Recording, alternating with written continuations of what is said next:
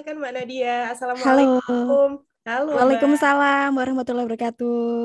Apa kabar Mbak Nadia? Alhamdulillah sehat selalu. Sehat Mam ya. Fitri Deadline gimana nih? rekaman hari ini udah aman semua Hah? ya Mbak ya? Aman semua, Aman. alhamdulillah. Seneng banget nih malam ini bisa ketemu sama Mbak Nadia walaupun secara online ya Mbak ya, melalui Mm-mm, media Zoom ya. Nah, mm-mm. saya mau izin membacakan profilnya Mbak Nadia dulu nih sebelum kita masuk ke materi yang akan disampaikan oleh Mbak Nadia.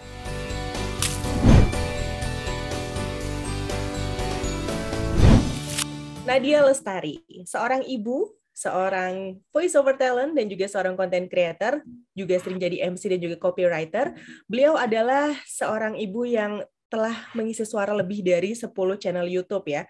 Salah satunya ada Sisi Lain Dunia dengan subscribernya lebih dari 2,33 juta. Kemudian juga ada Top Artist Channel, lebih dari 1 juta subscriber ya. Dengan beragam nih, ada yang news and soft news, ada yang entertainment, ada yang movie plot, ada juga gadget, dan lain sebagainya. Selain mengisi suara untuk YouTube, Mom Nadia ini juga mengisi suara untuk project-project voice over yang lain, seperti digital ads. Boleh scroll. Mom Nadia ini juga mengisi suara untuk digital ads dari Kementerian BUMN 2022, kemudian juga banyak mengisi company profile, terus juga ada digital ads untuk rumah Tafis, ada campaign for IPS, terus juga ada pernah membacakan audiobook ya Mbak Nadia ya. Masya Allah. Dan kalau misal mau follow Instagramnya Mbak Nadia, bisa banget nih di @nadialestari.voice atau juga di YouTube-nya ada Nadia Lestari. Karena beliau adalah seorang content creator, jadi pasti pada penasaran nih, pengen ngeliat konten-kontennya Mbak Nadia tuh kayak apa sih? Video atau suaranya Mbak Nadia tuh kayak apa sih? Nah, langsung aja Mbak Nadia Lestari, kami persilakan. Maksimalkan voice over untuk konten. Kalau masalah konten di Reels di Instagram, saya yakin moms di sini udah pada jago-jago semua ya. Kalau saya sendiri untuk konten di Instagram itu baru-baru ini aja sih nyadarnya kalau ternyata kita bikin Reels di Instagram itu ngebus banget ke profil Instagram kita ya. Karena dulunya awalnya saya sama Instagram itu nggak terlalu fokus ke Instagram, tapi saya ke YouTube gitu. Dari YouTube kalau ternyata bagus, responnya bagus dan banyak yang lari ke Instagram saya. Akhirnya Instagram kok jadi banyak followernya. Akhirnya dari situ saya bikin juga lah konten-konten di Reels Instagram yang ternyata ngefek banget gitu loh. Pokoknya ngeboost banget ke personal branding kita. Oke, langsung saja kalau gitu. Saya tunjukin dulu ke para moms di sini contoh-contoh portfolio suara saya. Bentar, tak kecilin dulu daripada nanti kaget. Oke. Dari hasil perkebunan kelapa sawit Nusantara yang diolah oleh anak bangsa, PT PPI hadirkan minyak goreng premium untuk keluarga Indonesia. Liva IBS IMEX Southeast Asia Photography Contest 2021 invites you to win the grand prize. Total grand prize more than $100,000 for 6 countries in Southeast Asia. So amis, lemak membandel. Sudah digosok berulang kali, piring tetap licin. Tenang Mama, kini hadir Oke Mam. Saatnya buru seru. Dapatkan koleksi terbaru dari 3 Second, Greenlight, Famo, Motley, dan lainnya. Eucalyptus adalah aplikasi rekamedik elektronik yang diciptakan dengan berlandaskan arsitektur multi-platform menggunakan microservices. It's the last call for free virtual master course series 2021. Meet 10 renowned world-class master dancer technicians and upgrade your skills. 7 anak itu menunggu orang tua mereka hingga sore.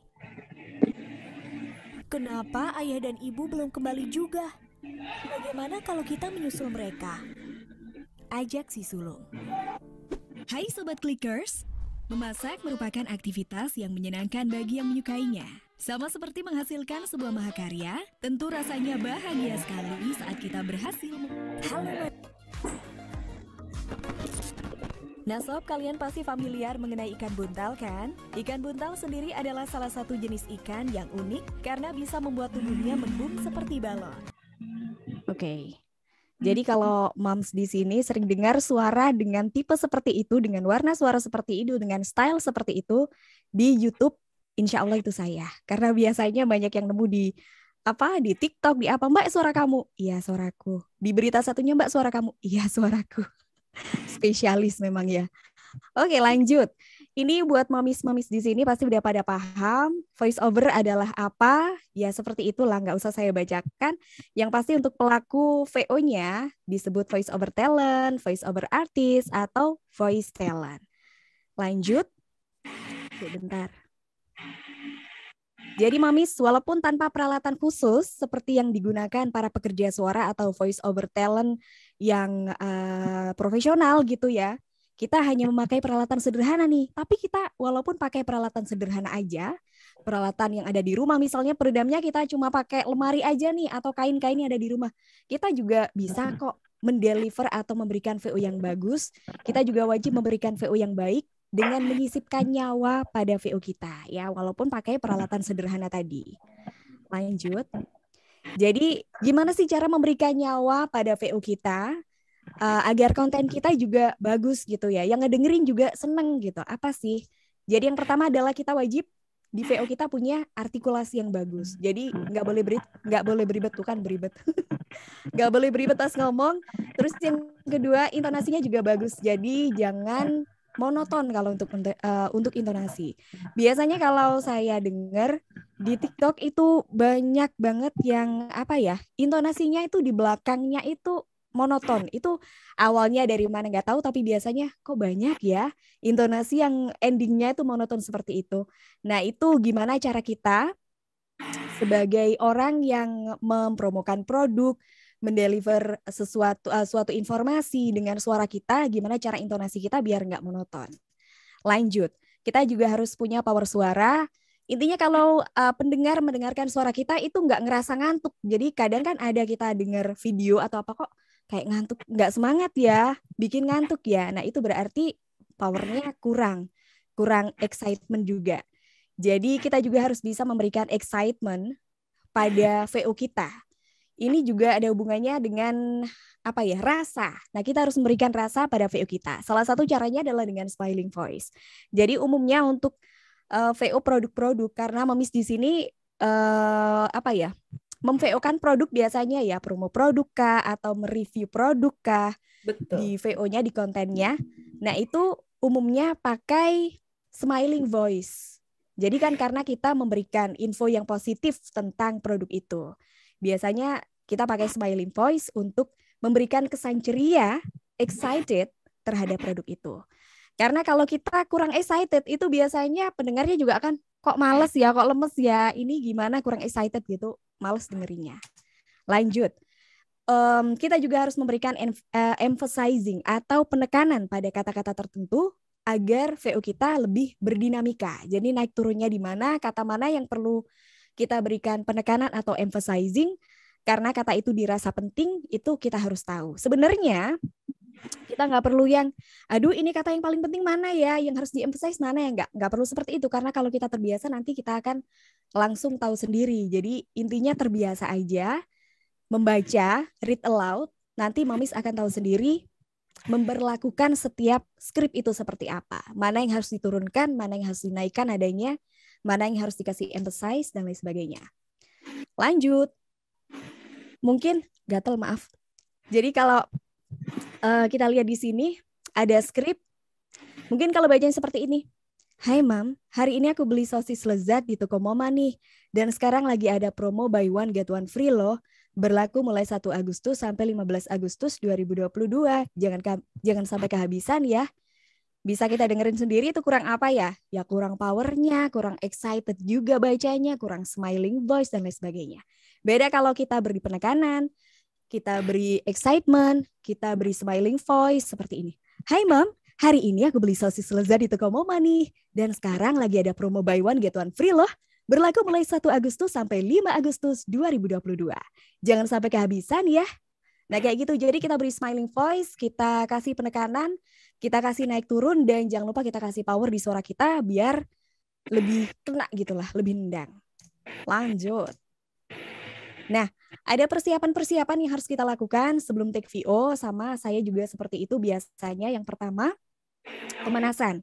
Nggak perlu lama-lama pemanasannya, nggak perlu lari keliling lapangan, tidak. Tapi cukup pemanasan mulut aja ya.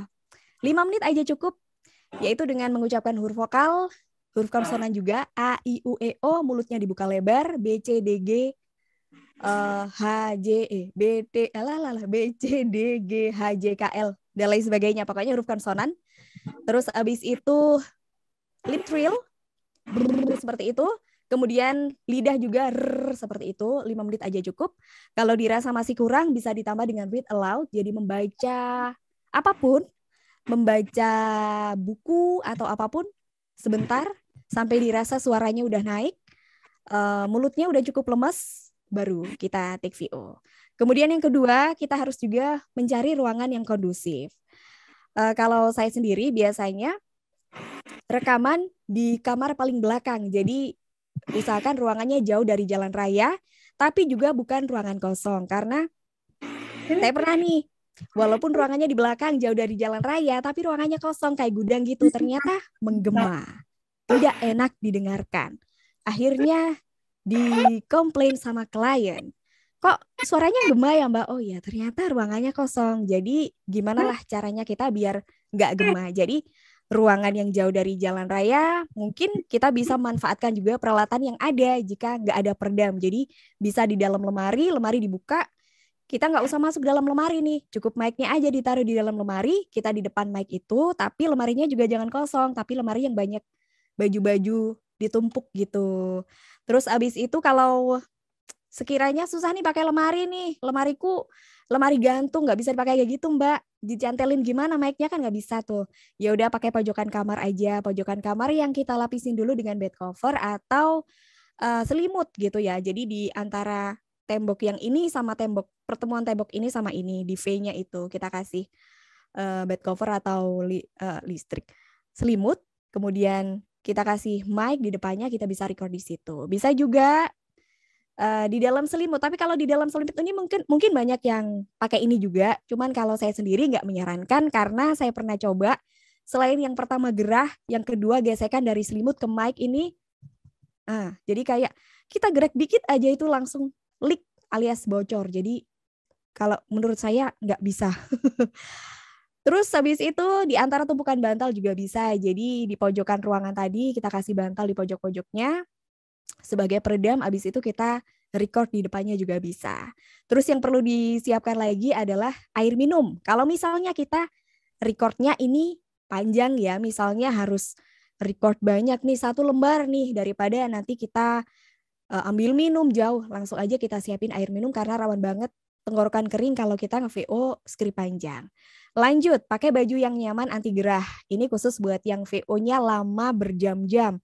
Seperti saya sendiri setiap harinya VO sekitar 5 jam, jadi dari jam 9 sampai jam 2-an gitu ya. Jadi kalau pakai baju yang agak tebal sedikit gitu kegerahan. Karena apa? Karena kita tidak bisa menyalakan AC, tidak bisa juga menyalakan kipas angin. Karena kalau AC dinyalain pasti leak alias bocor. Kipas angin dinyalain juga pasti bocor.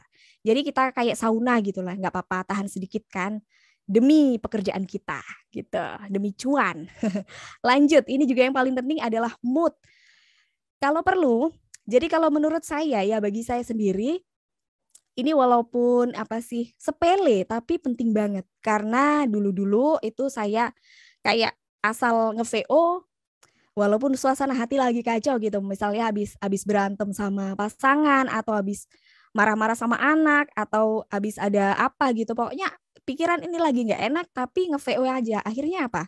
Banyak beribet, banyak salah, terus banyak retake. Pokoknya akhirnya kok kamu VO-nya hari ini kok nggak enak ya Mbak ya, ada yang bilang gitu juga editornya. Akhirnya iya berarti moodnya ini harus diperbaikin dulu, nggak boleh itu ada pikiran kayak misalnya habis VO aku harus cepet nih, habis ini soalnya ada acara kesana. Pokoknya pikiran yang tergesa-gesa kesusu-susu kalau orang Jawa bilang itu nggak boleh. Jadi harus ditenangin dulu, harus dibuang itu semua dulu, baru bisa take VO. Kalau perlu kita lakukan kegiatan favorit kita dulu sebelum VO. Mungkin moms sukanya ngopi dulu, ngeteh dulu boleh, karaokean dulu, nonton drakor bareng 1-2 menit nggak bisa sih, 1 episode ya, 1 jam berarti. Pokoknya lakukan kegiatan favorit dulu lah sebelum take VO. Tapi kalau memang pagi itu sudah fresh semuanya nggak apa-apa, lanjut aja. Lanjut. Mana ini? Oh ya, untuk alat recordingnya tadi Mami sudah nyebutin ya, ada yang pakai HP, ada yang pakai headset atau headphone, terus ada yang pakai clip on, ada yang pakai mic juga, mungkin mic-nya USB atau XLR. Untuk yang pakai HP, saya sendiri belum pernah record pakai HP terus disubmit ke klien atau di di-upload di sosmed. Tapi ternyata banyak teman-teman VOT yang cuma pakai HP dan hasilnya bagus gitu. Trik-triknya seperti apa Mami tahu sendiri lah ya. Karena tadi banyak juga yang pakai HP. Kemudian headset sama headphone itu juga ya kayak gitu 11-12 sama HP lah. Kemudian pakai clip on, ini juga saya pernah pakai clip on, jadi sekedar cerita, sekedar sharing Mami. Dulu awal nge-VO yang nge-VO sendiri remote ya tahun 2019, karena sebelum 2019 itu saya udah nge-VO, tapi biasanya kalau ada klien yang butuh VO gitu, saya take-nya di studio. Kalau di studio pasti kita pakainya peralatan yang udah pro ya, karena kan kita tinggal bersuara aja tuh. Nah kalau di rumah harus pakai apa nih? Karena nggak punya alat waktu itu. Saya sempat awalnya tuh dipinjemin sama klien. Jadi waktu itu dapat klien YouTube pertama yang setiap harinya saya harus nge-VO. Saya nggak punya alat nih Pak. Nggak apa-apa, saya pinjemin. Akhirnya dipinjemin alat recorder, namanya itu Zoom H1N. Jadi waktu itu harganya tuh udah 1,5 dan hasil VO-nya tuh bagus. Dia recorder sekaligus mic gitu ya. Jadi bisa merekam suara juga. Kemudian ketika saya udah balikin, ya udahlah aku beli alat sendiri aja. Aku untuk pertama kalinya beli clip on. Bagus hasilnya clip on, cuman waktu diaplikasikan ke video, jadi kayak tipis banget gitu ya bitrate-nya. Jadi agak kayak kalau suara itu kayak ada geleang-geleang gitu loh, gitu-gitu. Akhirnya finally mengumpulkan dari penghasilan nge-VO sedikit demi sedikit, akhirnya sampai sekarang pakai mic akhirnya gitu. Tapi kalau menurut Mamis ini klien-kliennya selama ini pakai HP, pakai headset, pakai clip on aja, klien nggak masalah dengan itu dan hasilnya sudah bagus, nggak masalah, nggak ada masalah. Kecuali kalau memang aku pingin fokus nanti jadi VOT nih, baru harus di-upgrade ke mic. Tapi kalau memang nggak pingin fokus ke menjadi voice over talent, jadi konten kreator gitu, pakai clip on sudah cukup. Pakai headset atau HP aja, pokoknya hasilnya bagus dan bisa pilih ruangan yang nggak noise tadi, sudah oke aja, fine-fine aja. Lanjut. Nah, ini juga support ini maksudnya pendukung ya. Jadi selain alat rekam seperti mic, clip on atau HP tadi, kita juga harus bisa memanfaatkan peralatan yang ada sebagai peredam suara. Nggak perlu kita ngasih kamar kita peredam full gitu ya. Ya nggak apa-apa sih kalau mau, tapi kalau saya juga nggak punya kayak gitu. Jadi kalau saya sendiri pakai box segini kotak yang ditaruh di atas meja, di mana box itu terbuat dari karton tebel yang saya tumpuk 2 di lem, terus dalamnya itu saya kasih peredam. Itu sudah sangat cukup sekali untuk melindungi suara kita dari kebocoran-kebocoran suara dari luar. Misalnya ada suara kendaraan lewat itu sangat terlindungi sekali. Ada azan gitu, ya masih bocor sih kalau ada azan, tapi udah lumayan banget.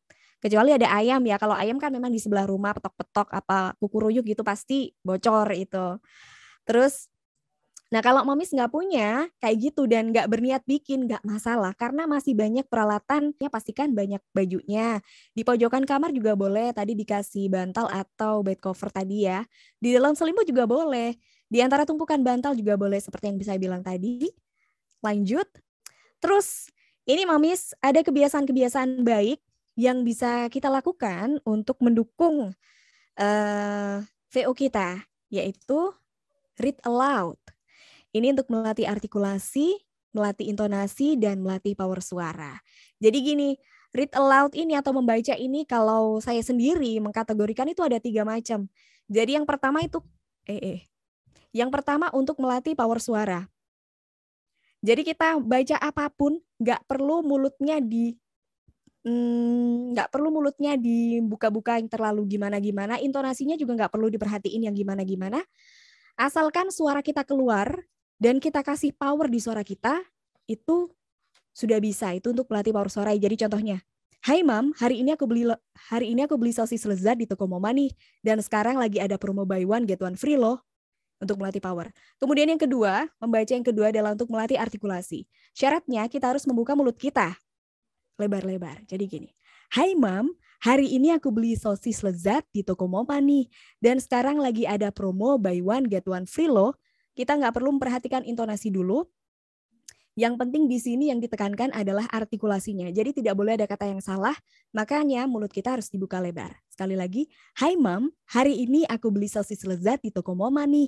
Dan sekarang lagi ada promo buy one get one free loh." Gitu. Itu untuk melatih artikulasi. Yang ketiga adalah membaca untuk melatih intonasi. Nah di sini baru nih kita naik turunin, kita pikirin intonasi yang enak itu gimana ya. Kan tadi powernya udah dapat, artikulasinya udah dapat.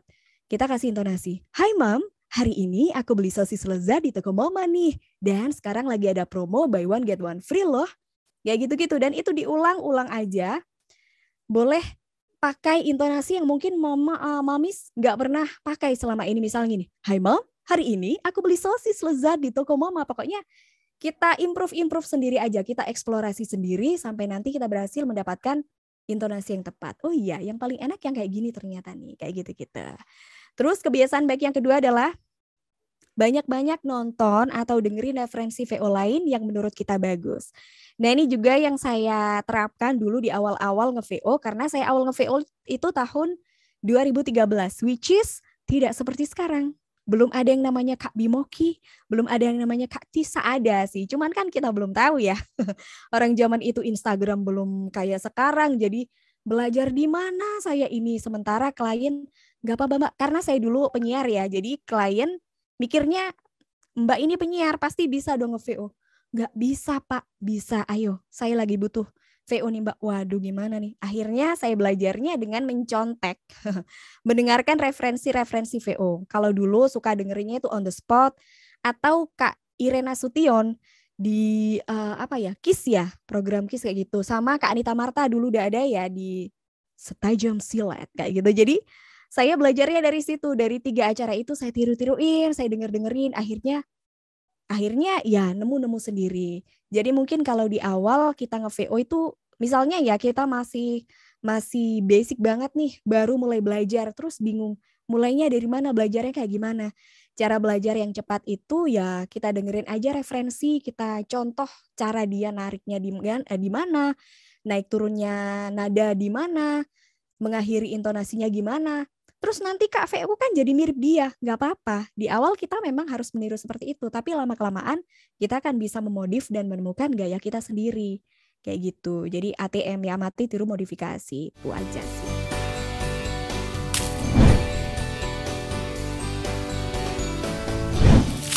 Dari Jogja atau Mama Jateng, katanya gimana sih kita memilih intonasi buat voice over? Kadang bingung nih nentuinnya gitu. Oke. Siapa tadi Mbak namanya? Mom Sita ya? Mom Sita, Jogja. Ya, betul. Oke. Gimana cara kita memilih intonasi? Ya. Jadi kalau bagi saya sendiri, kita lihat dulu yang kita VO ini nih apa. Misalnya produk kecantikan. Karena kita bingung nih ya. Kalau kita explore sendiri, sebaiknya sih memang mengeksplor sendiri biar original. Tapi kelamaan, tonton aja YouTube produk kecantikan juga, kita tiruin. Udah, nanti dimodif sendiri. Oh, ternyata kalau niruin itu aku nggak enak di sini, berarti ini aku ubah ke sini. Kalau di sini aku niruin di YouTube ini, di sini naik, berarti naik juga. Oh ternyata naik nggak enak, aku turunin kayak gitu. Jadi paling gampang sih kalau menurutku itu aja. Cari referensi VO dengan produk yang sama, kemudian ditirukan dan dimodifikasi sendiri. Udah itu aja. Oke, makasih Mbak Nadia jawabannya. Mudah-mudahan cukup terjawab ya, Mom Sita ya. Terus nih, ini sekarang ada pertanyaan juga. Mbak Nadia kan sebenarnya orang Jawa kan. Nah ini nyambung nih pertanyaannya nih.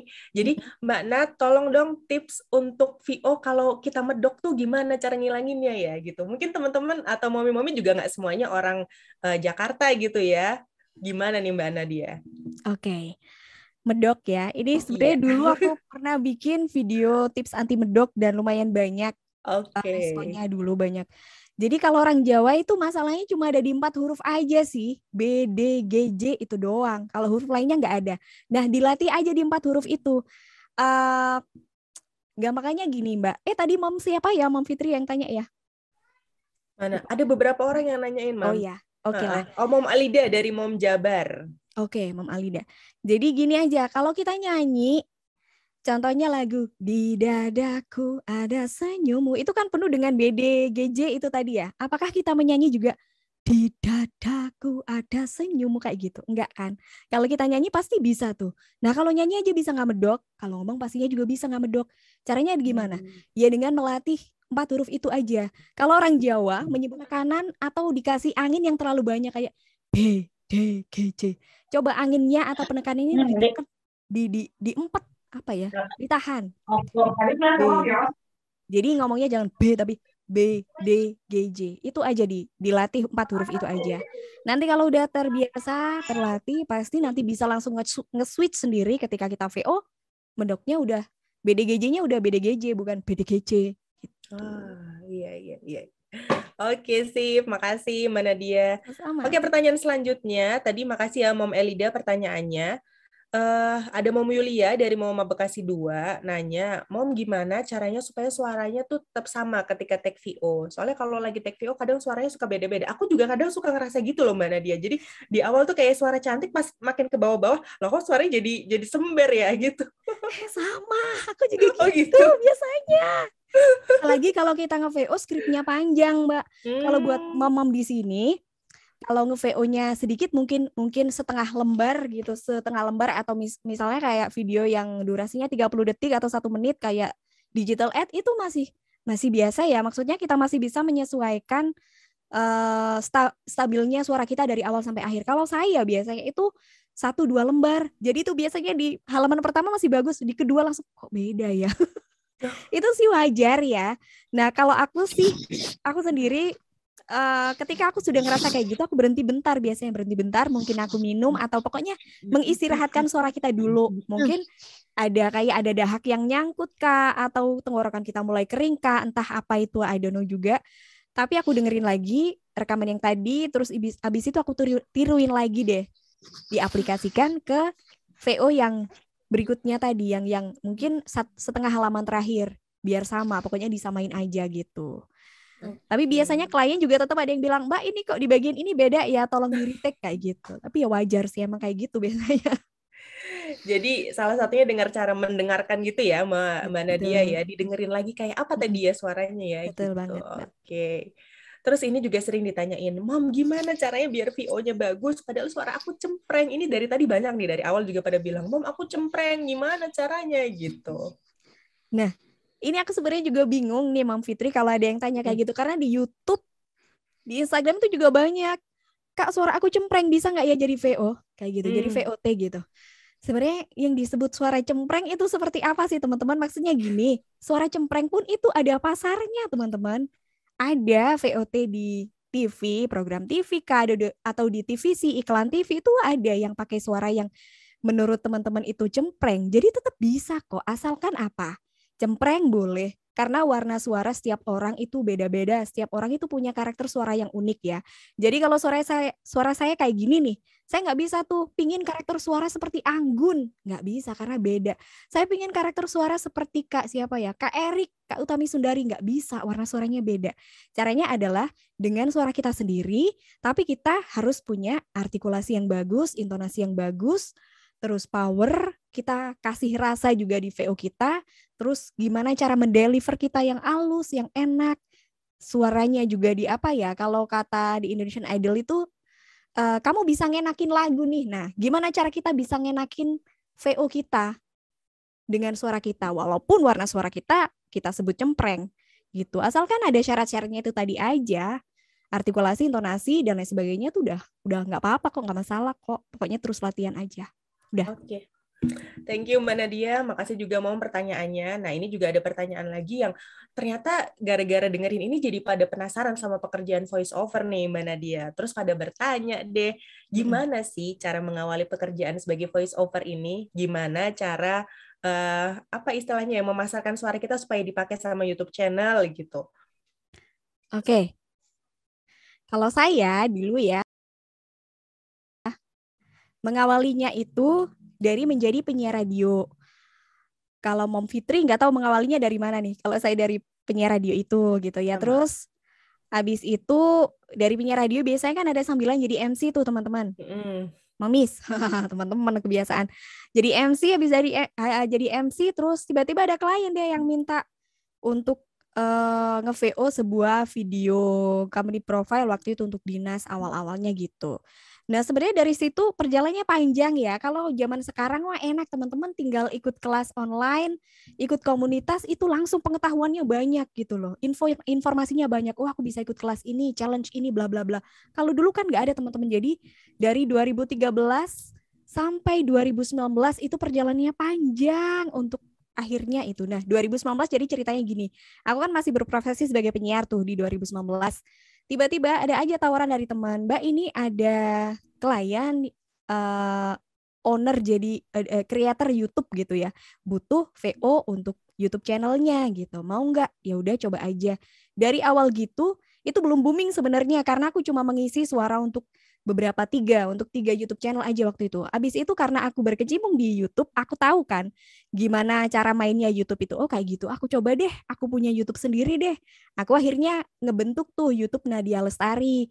Nah ternyata waktu aku bikin salah satu video berjudul tips anti medok pokoknya untuk menanggulangi medok itu, dari situ akhirnya mulai naik. Ternyata banyak yang suka. Terus akhirnya ada salah satu owner channel gede di Indonesia yang pokoknya channelnya tuh gambar-gambar gitu. Akhirnya tiba-tiba nge-DM aku. Nah, dari beliau nge-DM aku, suaraku kan dipakai sama channelnya beliau nih. Dan namaku juga dipajang di channelnya beliau yang waktu itu udah hampir 1M di tahun 2019. Dari situ akhirnya banyaklah yang pergi ke Instagramku, ke YouTubeku sendiri buat nawarin itu. Jadi sebenarnya kalau untuk teman-teman mengawali gimana biar suara kita dilirik sama kreator YouTube, kalau aku sih lebih ke gimana cara kita personal branding kita biar bekerja. Karena kalau kita menawarkan suara kita ke kreator, aku nggak yakin juga gitu. Aku nggak yakin juga itu berhasil karena biasanya kontak-kontak yang dipajang sama kreator di YouTube itu bukan kontak asli mereka. Karena kalau kontak asli yang dipajang itu bakal rawan kena hack kan. Jadi teman-teman kalau pingin jadi VO YouTube mending itu gabung di komunitas ada di Facebook itu kayak komunitas konten kreator atau komunitas freelance VO atau apa gitu loh. Di situ biasanya banyak pekerjaan-pekerjaan atau vacancy untuk VO YouTube gitu. Atau yang kedua dengan cara personal branding kita yang kita boost banget. Tapi kalau pakai cara personal branding itu memang agak lama sih. Gimana cara kita Ya mengembangkan Mbak diri ya. kita, ya kan? Iya. Gitu. Thank you Mbak Nadia jawabannya. Mudah-mudahan bisa tergambar sedikit ya Mbak Nadia ya tentang pekerjaan ini ya. Aku sekarang mau kasih kesempatan 2 orang nih Mbak Nadia buat open mic ya, nanya langsung sama Mbak Nadia boleh ya? Biar interaktif sedikit nih. Yang mau silakan raise hand. Aku lihat dari ini di sini. Sudah ada yang raise hand?